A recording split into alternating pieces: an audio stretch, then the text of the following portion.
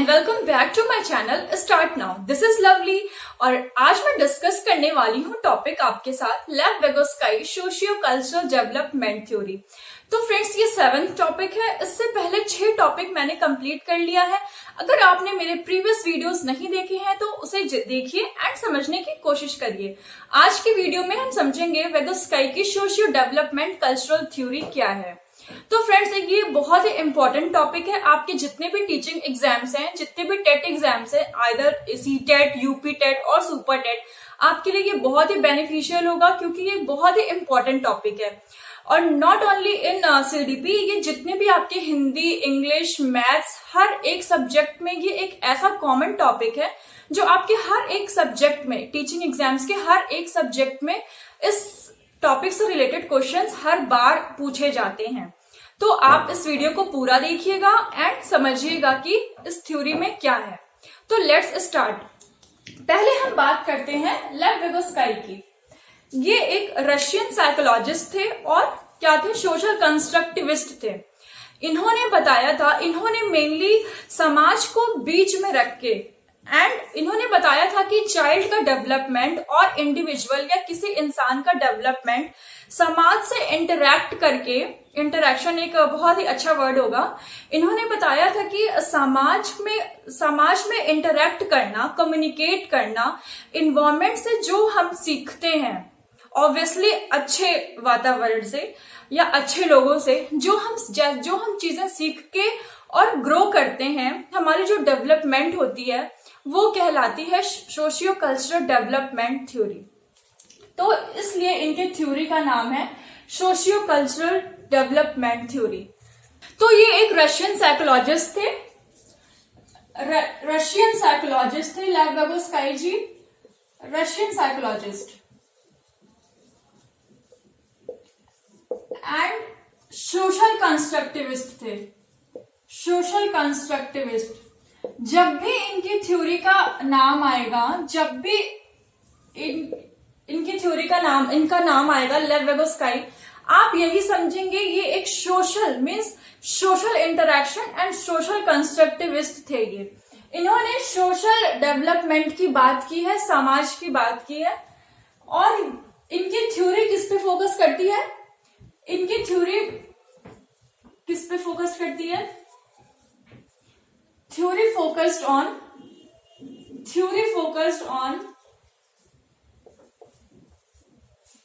socio-cultural aspects।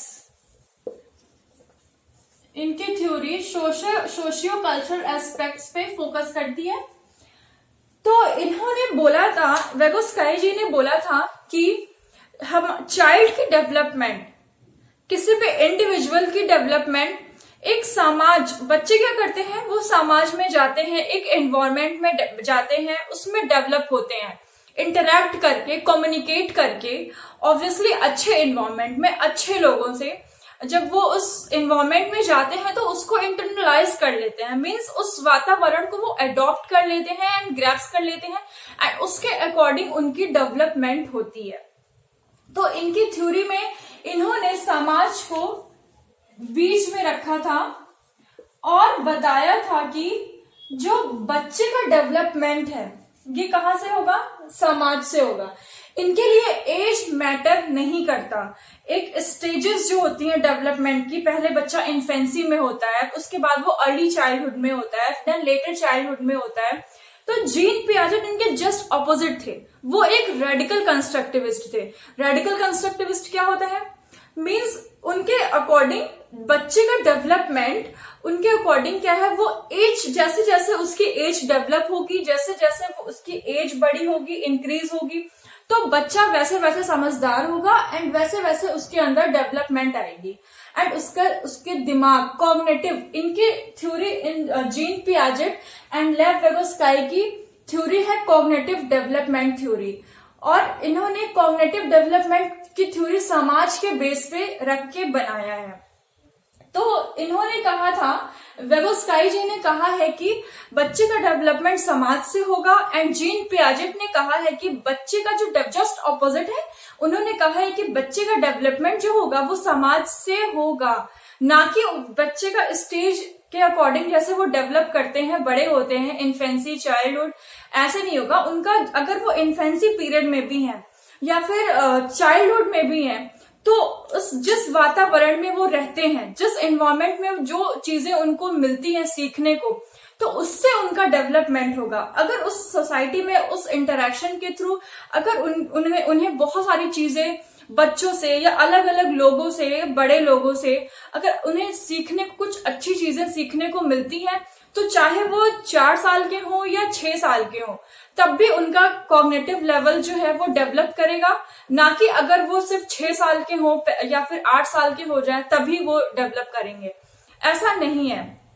तो इनकी theory यही है कि समाज बीच में है और डेवलपमेंट होगा समाज से, सोशल इंटरेक्शन से डेवलपमेंट होगा। और हम समझेंगे आगे और भी क्या कहते हैं। विगोस्काई जी कहते हैं कि जब बच्चा कम्युनिकेट करता है अलग अलग लोगों से, तो उसे बहुत सारी चीजें सीखने को मिलती हैं एंड उसके संज्ञान का डेवलपमेंट होता है। तो इन्होंने क्या बोला है, 3 इंपॉर्टेंट एस्पेक्ट्स दिया है इन्होंने। 3 इंपॉर्टेंट एस्पेक्ट्स है इनके, वो क्या कौन कौन से हैं, ये बहुत ही इंपॉर्टेंट है समझने के लिए। पहले बात की है उन्होंने सोशल इंटरेक्शन की, ठीक है, जैसा कि मैंने आपको बताया अभी। पहले इन्होंने बात की है सोशल इंटरेक्शन की, देन ये बात करते हैं लैंग्वेज की। ये टूल्स हैं इनके, ये टूल्स हैं, इंपॉर्टेंट टूल्स हैं, ये पूछे जाते हैं आपके एग्जाम्स में, क्वेश्चन आते हैं इससे। दूसरी बात की है इन्होंने लैंग्वेज की, एंड तीसरी इन्होंने बात की है कल्चर की,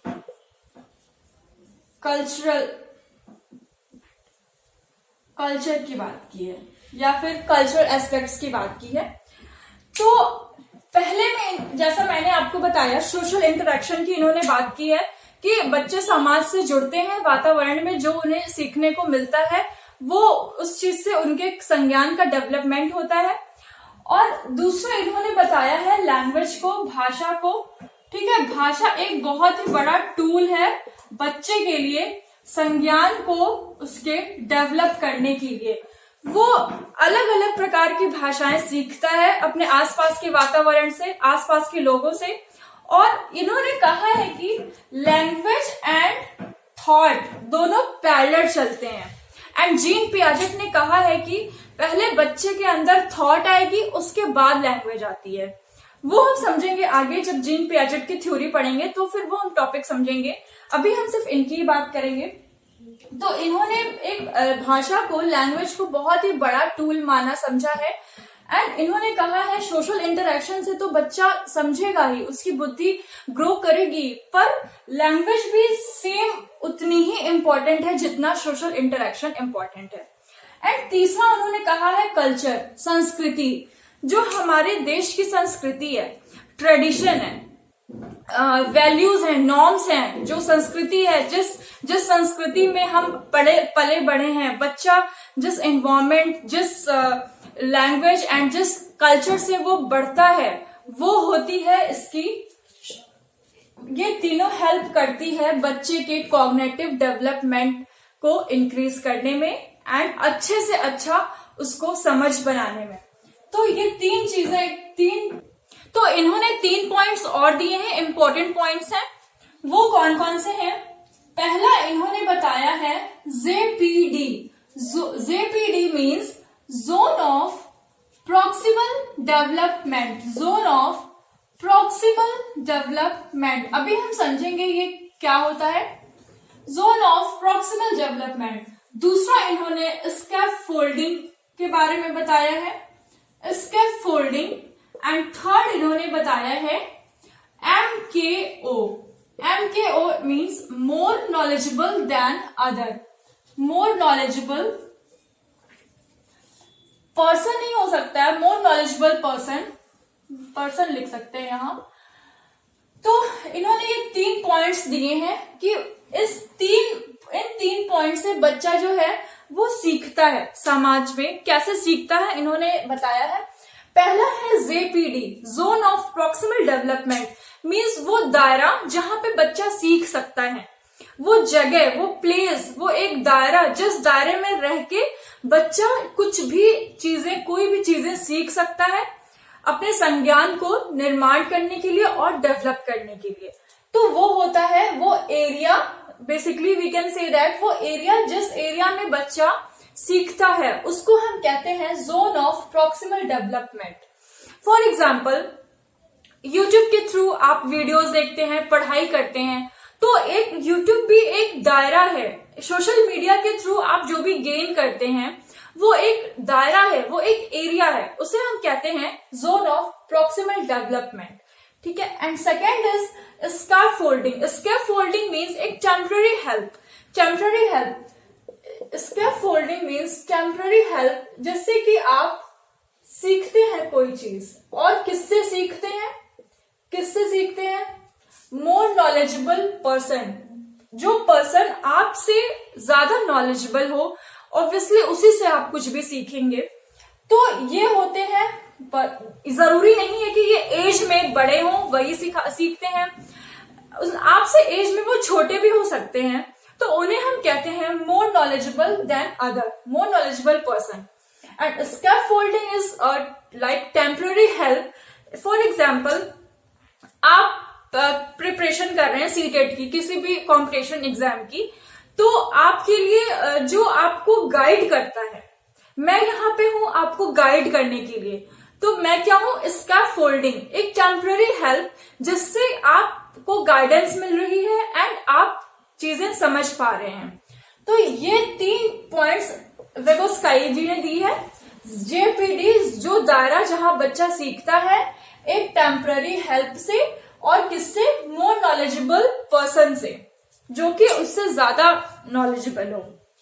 तो ये 3 चीजों की इन्होंने बात की थी। ये पॉइंट्स थे इनके थ्योरी में जो कि इम्पोर्टेंट थे। एंड इन्होंने एक और इम्पोर्टेंट चीज बताई है। वेगोस्काई जी ने कहा है कि बच्चे का जो थॉट होता है, thought and language, thought and language दोनों पैरेलल चलते हैं। थॉट बच्चे का और लैंग्वेज दोनों पैरेलल चलते हैं, और आफ्टर 3 इयर्स, 3 साल के बाद मर्ज हो जाते हैं। 3 साल के बाद मर्ज हो जाते हैं। वेगोस्काई ने कहा है कि बच्चे का थॉट और लैंग्वेज जो है वो पैरेलल है, ठीक है, पैरेलल है, एंड 3 साल के बाद क्या होता है? मर्ज हो जाता है। तो ये चीज इन्होंने कही है। एंड इन्होंने 3 स्पीचेस दिए हैं। 3 स्पीच है इनकी, कौन कौन सी? पहली है social, first is social speech, जो कि होगी इन्फेंसी में, इन्फेंसी पीरियड में होती है सोशल स्पीच, 2 साल से 2 इयर्स। दूसरी है प्राइवेट स्पीच, जो आपकी होती है आफ्टर 3 इयर्स। 3 इयर्स के बाद जो होती है वो अभी समझेंगे ये क्या है।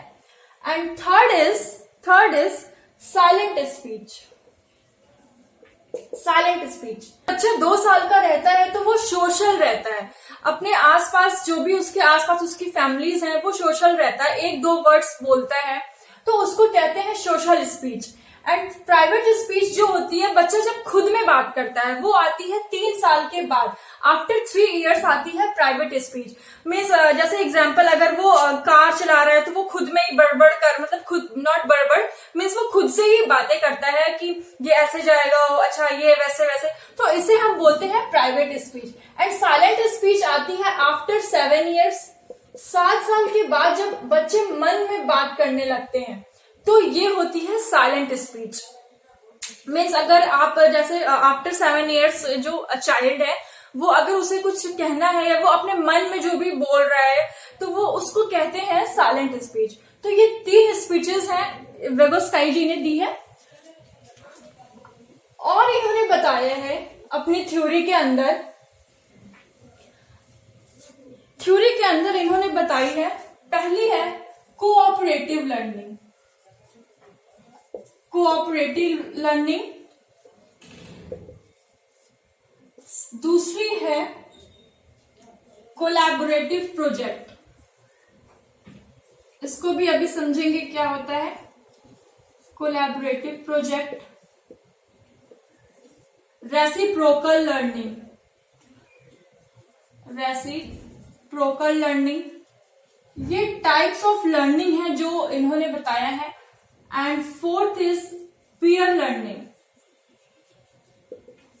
Peer learning, cooperative learning means साथ में सीखना, जैसा कि वर्ड से ही आपको पता चल रहा है। कोऑपरेटिव लर्निंग मीन्स साथ में सीखना, इंटरेक्ट करके अपने ग्रुप में सीखना, ठीक है, ये होती है cooperative learning.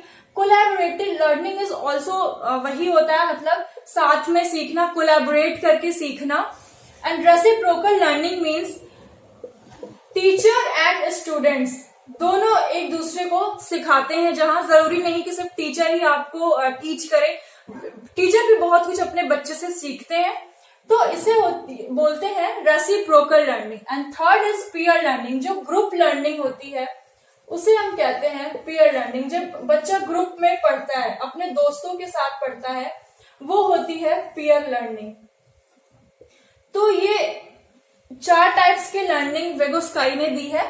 Cooperative and collaborative learning means एक साथ सीखना, इंटरेक्ट करके सीखना। रेसिप्रोकल लर्निंग मीन्स जब बच्चा और टीचर एक दूसरे से सीखते हैं कोऑपरेट करके। एंड पीयर लर्निंग मीन्स जब आप ग्रुप में सीखते हैं। तो ये होती है सारी टाइप्स ऑफ लर्निंग। एंड एक और होती है असिस्टिव लर्निंग, एक और होती है असिस्टिव लर्निंग, ये भी इनका है। इसका मतलब असिस्टिव लर्निंग मीन्स साथ में सीखना। ये सारे इन्होंने बेसिकली अपने थ्योरी में यही बताया है कि जो बच्चा है वो अकेले कुछ नहीं सीख सकता, उसके संज्ञान का निर्माण वो इंडिविजुअली अकेले नहीं कर सकता है। वो कोऑपरेट करके 4 लोगों के साथ, अपने पीयर ग्रुप के साथ लर्निंग होगी उसकी, तब वो इंटरेक्ट करेगा, फिर वो कुछ अपने कॉग्निटिव लेवल का डेवलपमेंट कर पाएगा। तो इनके थ्योरी में यही बात है। मेन इनका जो मोटिव है वो है सोशल इंटरेक्शन, ये इनका मेन है, इंटरेक्ट करके ही बच्चा सीखेगा। तो ये सारी बातें थी इनके थ्योरी की। तो आज का सेशन हम कंप्लीट करते हैं और अब हम नेक्स्ट टॉपिक करने वाले हैं। जीन पियाजेट की थ्योरी करेंगे, जस्ट ऑपोजिट थोड़े से इनके, वो हम करेंगे नेक्स्ट वीडियो में। आज हम बात किए हैं लेव वेगोस्काई की, जो भी उनकी थ्योरी है, जितने पॉइंट्स इंपॉर्टेंट चीजें उन्होंने बताया है, social interaction, culture, language, ZPD, scaffolding, MKO, ये सब कुछ मैंने आपको बता दिया। अब नेक्स्ट हम लोग करेंगे नेक्स्ट वीडियो में। तब तक के लिए आप इसको देखिएगा, समझिएगा, एंड कोई भी प्रॉब्लम हो तो आप कमेंट बॉक्स में डालिएगा। अब मिलेंगे नेक्स्ट वीडियो में, तब तक के लिए धन्यवाद।